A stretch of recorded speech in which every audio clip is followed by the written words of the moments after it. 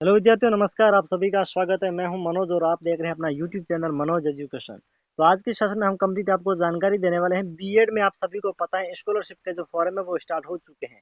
इस वक्त की आप सभी को पता ही है। आपने पहले भी सुन लिया होगा कि राजस्थान में समाज कल्याण विभाग के द्वारा एक स्कॉलरशिप दी जाती है। और ये जो स्कॉलरशिप अगर बात करें यूजी, पीजी, बीएड, बीएसटीसी और आईटीआई करने वाले सभी विद्यार्थियों को यहाँ पर जितनी भी आपकी फीस लगती है पूरी की पूरी आपकी फीस रिफंड हो जाएगी। क्या-क्या इनमें योग्यता रहती है, क्या-क्या डॉक्यूमेंट चाहिए, ये फॉर्म कौन-कौन भर सकता है और इस विभाग का क्या नाम है, कंप्लीट मैं आपको जानकारी देने वाला हूँ। लेकिन यहाँ पर अगर बात करें इस बार जो स्कॉलरशिप का फॉर्म भरना है उनसे संबंधित है ना काफ़ी सारे इसमें ना वो नए नियम है वो बदलाव कर दिए गए हैं, इसमें नए नियम है वो जोड़े गए हैं। तो वो इसमें कंप्लीट मैं आपको जानकारी देने वाला हूँ। साथ ही साथ अगर बात करें तो आपको पता है इस बार जन आधार में जो ई-केवाईसी वाला ऑप्शन है वो लागू कर दिया गया है। तो बिना किसी देरी के सेशन को स्टार्ट करते हैं। तो सबसे पहले हम यहाँ पर बात करेंगे ये जो फॉर्म है वो कौन-कौन भर सकता है इसके बारे में अगर बात करें कैटेगरी के बारे में। तो आप सभी को पता होना चाहिए फॉर्म है ना वो एससी, एसटी यहाँ पर मैं आपको अलग पेज पे बता देता हूँ। हाँ, यहीं पे बता देता हूँ देखिए, कौन-कौन सी कैटेगरी है सर है वो फॉर्म लगा सकती है। तो देखिए एससी, एसटी में अगर बात करें एससी, एसटी एंड ओबीसी में अगर बात करें ओबीसी। ओबीसी में अगर बात करें तो जो बीपीएल वाले हैं, कौन से दोस्तों? बीपीएल। बीपीएल वाले फॉर्म लगा सकते हैं, ये एपीएल वाले नहीं लगा सकते, ठीक है? जनरल वाले भी नहीं लगा सकते। बाकी जो ईडब्ल्यूएस वाले हैं, बीपीएल वाले, तो वो सारे स्टूडेंट इसमें फॉर्म लगा सकते हैं।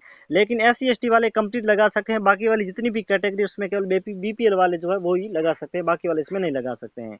इस बार अगर बात करें मैं थोड़ा सा यहाँ पर एक बार और आपको जानकारी बताना चाहूंगा कि यहाँ पर आप देख सकते हैं आपके जो आवेदन करने की जो लास्ट डेट है वो अगर बात करें तो 15 नवंबर इसकी लास्ट डेट बताई गई है।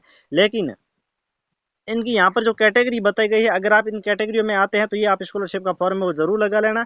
यहाँ पर आपकी जितनी भी स्कॉलरशिप आपको जो मिलती है वो कंप्लीट आपकी जो फीस होती है उसके अकॉर्डिंग आपको मिल जाती है। जैसे आपको पता है बीएड में आपकी 27,000 के करीबन जो फीस होती है तो वो कंप्लीट यहाँ पर आपकी है वो रिफंड हो जाएगी। इसमें आपकी कोई है वो दोहराने की आवश्यकता नहीं है, ठीक है। बाकी देखो डॉक्यूमेंट के बारे में मैं आपको यहाँ पर बता देता हूँ। सबसे पहले देख सकते हैं इनकी जो आपकी डॉक्यूमेंट है वो क्या क्या है। डॉक्यूमेंट के बारे में अगर बात करूं तो इस बार अगर आप सभी को पता ही है पिछली बार जो फॉर्म भरा गया था ना स्कॉलरशिप का उसमें आपको पता है एक आपका जो उसका नाम हम ये कह सकते हैं कि आय प्रमाण पत्र। तो उसमें पिछली बार है ना वो एक आपका जो इनकम सर्टिफिकेट आय प्रमाण पत्र था वो एक पेज वाला उसमें मान्य था। लेकिन इस बार वो 4 पेज वाला मान्य कर दिया गया है। भैया आप में बदलाव किया गया है। साथ ही साथ अगर बात करें जो पिछली बार जो समाज कल्याण विभाग के द्वारा जो छात्रवृत्ति दी जाती थी उसमें अगर बात करें अगर परिवार के किसी भी सदस्य का अगर वो उसमें बैंक अकाउंट लिंक है तो उसमें अकाउंट में वो पैसे जो मतलब स्कॉलरशिप है वो ट्रांसफर कर दी जाती थी। लेकिन इस बार ऐसा नहीं है। इस बार विद्यार्थी आवेदन करा है ना उसी विद्यार्थी स्वयं का है वो अकाउंट होना चाहिए, चाहे किसी भी बैंक से हो, उनका खुद का अकाउंट होना चाहिए। दो तो ये बदलाव कर दी गई। तीसरा अगर बात करें तो तीसरा बदलाव यह किया गया है इस बार आपको जन आधार में अपने वो जाति प्रमाण पत्र है वो आपको वेरीफाई करना होगा। मूल निवास जो है वो भी आपको वेरीफाई करना होगा। साथ ही साथ अगर बात करें आपका जो 4 पेज वाले या 5 पेज वाले एक आय प्रमाण पत्र आता है उससे संबंधित मैंने कंप्लीट वीडियो बना रखा है और इसी चैनल पे जाकर के आप देख लें। बाकी इसी वीडियो के डिस्क्रिप्शन में आपको लिंक मिल जाएगी कैसे वो फॉर्म भरना है, किन के हस्ताक्षर करने हैं, कितनी आय लिखनी है, वो मैंने बता रखा है, वो एक बार देख लेना। और उनकी मैंने पीडीएफ जो है 5 पेज वाली कंप्लीट मैंने अपने टेलीग्राम चैनल पे भेज रखी है। टेलीग्राम की लिंक इसी वीडियो का डिस्क्रिप्शन में आपको मिलेगी, वहां पर आप लिंक करके ज्वाइन हो सकते हैं। बाकी टेलीग्राम पर आप वो सर्च भी कर सकते हैं मनोज एजुकेशन, वहां पर आप ज्वाइन भी हो सकते हैं। तो इस बार अगर बात करें 4-5 पेज वाला एक इनकम सर्टिफिकेट भी है वो भी आपको बनाना है और वो आपको कहाँ पर अपलोड करना, अपना जो जन आधार है ई मित्र के माध्यम से उसको आप अपडेट करना होगा, वहां पर अपलोड करना होगा। अपलोड करने के बाद ही जो आपकी वार्षिक आय जो आप आय प्रमाण पत्र में लिखते हैं वही आपके वहां पर वार्षिक आय जो वो लिखी जाएगी। और वो लिखने के बाद में अगर बात करूं आपके उसके बाद या फॉर्म में वो भर सकते हैं। लेकिन एक और शर्त है। एक और क्या सर, इस बार अगर बात करें ना राजस्थान गवर्नमेंट के द्वारा जितने भी जन आधार में नाम जुड़े हुए हैं जिन भी व्यक्तियों के परिवार में जितने भी सदस्य हैं जिनकी 5 वर्ष से कम आयु के छोड़ दो और 5 वर्ष से अधिक वाले आयु के जितने भी इसमें मेंबर है परिवार के जो जन आधार में जुड़े हुए हैं उन सभी सदस्यों की अगर बात करें तो उनको जो जन आधार में नाम है उनको ई केवाईसी करवाना अनिवार्य है। अब सर ये ई केवाईसी क्या लफड़ा है इनके बारे में देखिए। ई केवाईसी के बारे में अगर बात करूं दोस्तों तो आपको पता होना चाहिए जितने भी आपके 5 वर्ष से अधिक वाले मेंबर हैं उन सभी के आधार कार्ड में मोबाइल नंबर जुड़ना अनिवार्य है। और वो जुड़वाने के बाद में आपको जाना है ई मित्र के माध्यम से सभी मेंबर को इकट्ठा करके, और ई मित्र के माध्यम से आपके जितने भी मेंबर हैं उन सभी का अगर आप ई केवाईसी नहीं करवाते हैं तो आपका फॉर्म रिजेक्ट भी कर दिया जाएगा और आप फॉर्म भी नहीं भर सकते हैं। आपका जो आपको पता है जन आधार का जो वेरीफाई होता है वो 2 चरणों में होता है, एक होता है ग्राम पंचायत और एक होता है पंचायत समिति में, वहाँ पर आपका वेरीफाई नहीं होगा और फॉर्म रिजेक्ट भी कर दिया जाएगा। इसीलिए सभी मेंबर का एक साथ में आपको ई केवाईसी करवाना है। ई केवाईसी करने के लिए आपको जाना पड़ेगा ई मित्र पर, और ई मित्र पे जाने के बाद में विद्यार्थी के जितने भी डॉक्यूमेंट है वो अपने ऐसा अपनी जो जन आधार उसमें अपडेट करवाना होगा, और बाकी तो जितने भी उनके आधार कार्ड में नंबर नहीं है वो ई मित्र के माध्यम से उनको पहले जुड़वाना है, और उसके बाद में आपको ई केवाईसी करवानी है।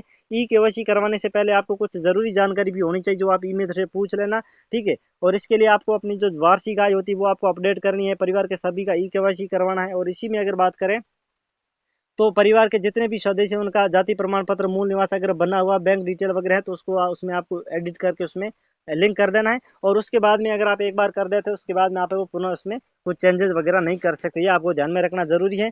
जो कि इस बार ई केवाईसी वाला जो सिस्टम है ना वो सभी विद्यार्थियों को परेशान करा, मुझे भी परेशान करा, मुझे भी पता है कितना ज्यादा इस बार लफड़ा किया गवर्नमेंट ऑफ राजस्थान ने, और इतनी मतलब घटिया उनके ई केवाईसी वगैरह लेकर के आ गई। और सभी विद्यार्थियों को ना इस बार तो मतलब ये है कि लगभग अगर कोई 100 बच्चा अगर है ना कोई स्कॉलरशिप का फॉर्म भरेगा उसमें से लगभग ही शायद ये मान के चल सकते हैं कि 50% स्टूडेंट को ही स्कॉलरशिप मिलेगी, क्योंकि इस बार है ना वो काफी सारे नियम में बदलाव कर दिया गया है ई केवाईसी वगैरह। क्योंकि बीएड वाले आपको पता है इसमें 27,000 स्कॉलरशिप मिलती है, और आईटीआई बीएसटीसी वगैरह सभी में स्कॉलरशिप मिलती है। अब ऐसा नहीं कि बीएसटीसी में 27,000, ऐसी नहीं है। 27,000 का मतलब है बीएड में मिलती है, नहीं जितनी जैसे आप ग्रेजुएशन कर रहे हैं तो ग्रेजुएशन में आपको मान के चल सकते हैं कि आपके एक साल में आपकी 10,000 फीस लगती है, तो वो 10,000 आपको समाज कल्याण के द्वारा आपको रिफंड कर दिए जाएंगे। अगर आप आईटीआई करें और 15,000 20,000 आपकी ये जो फीस है तो वो आपकी कंप्लीट उसमें लग जाएगी। डॉक्यूमेंट के बारे में अगर बात करूं तो डॉक्यूमेंट में आप सभी को पता है, एक तो आपकी फीस की रसीद लगेगी, ठीक है सर, फीस की रसीद लगेगी। और क्या लगेगा, सभी जो अपने मेंबर है परिवार को उन सभी की ई केवाईसी करवाना पड़ेगा। और इसी के साथ में अगर बात करें आपकी लास्ट ईयर की मार्कशीट, जैसे आप ग्रेजुएशन करके या बीएड में आए हैं तो ग्रेजुएशन की 3rd ईयर की मार्कशीट लगेगी।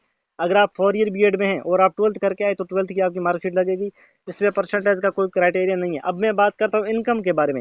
इनकम सर्टिफिकेट के बारे में अगर बात करूँ वो भी आपको इसमें वो जोड़ना पड़ेगा। जाति प्रमाण आपको जन आधार के माध्यम से जोड़ना पड़ेगा। बोनाफाइड यानी कि जो आपका मूल निवास है वो भी इसमें आपको अपडेट करना पड़ेगा। अन्यथा मूल निवास अपडेट नहीं करने के कारण आपको यह जो आप राजस्थान के जो नहीं कहलाएंगे तब तक आपको वह जो बनाना पड़ेगा मूल निवास भी, तो वो भी आपको ऑनलाइन वाला आपको अपडेट कर देना है। और इसके बाद में अगर मैं बात करूँ तो आप सभी को पता होना चाहिए आपका जो फीस का जो क्राइटेरिया बताया गया है वो आपको कंप्लीट मिल जाएगी।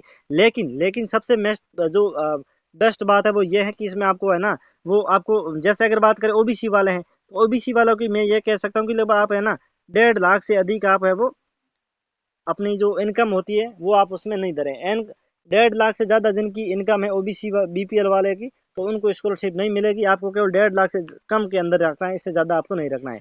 अगर हम बात करें SC ST के बारे में तो वो 2.5 लाख से ज़्यादा उसमें नहीं भरे। 2.5 लाख उनका क्राइटेरिया रहता है। वो 1 लाख से 90-80 हज़ार भर सकते हैं, 1.5 लाख 1,48,000 जो भी उनकी पसंदीदा है, लेकिन 2.5 लाख से ज़्यादा आप नहीं भरे। ओबीसी वाले 1,50,000 से ज़्यादा उनकी आय नहीं होनी चाहिए, ठीक है। तो ये आपको अपने जो आय प्रमाण पत्र होता है उसमें आपको अपडेट करना है। तो ये आज की कंप्लीट जानकारी थी। वीडियो कैसा लगा कमेंट कर देना, और बाकी किसी भी प्रकार की कोई इन्फॉर्मेशन वगैरह चाहिए तो चैनल को सब्सक्राइब करके रखना। इसी प्रकार के आपको वीडियो टाइम टू टाइम आपको मिलते रहेंगे। मिलते हैं किसी और एक नेक्स्ट वीडियो में, तब तक के लिए आप सभी को धन्यवाद।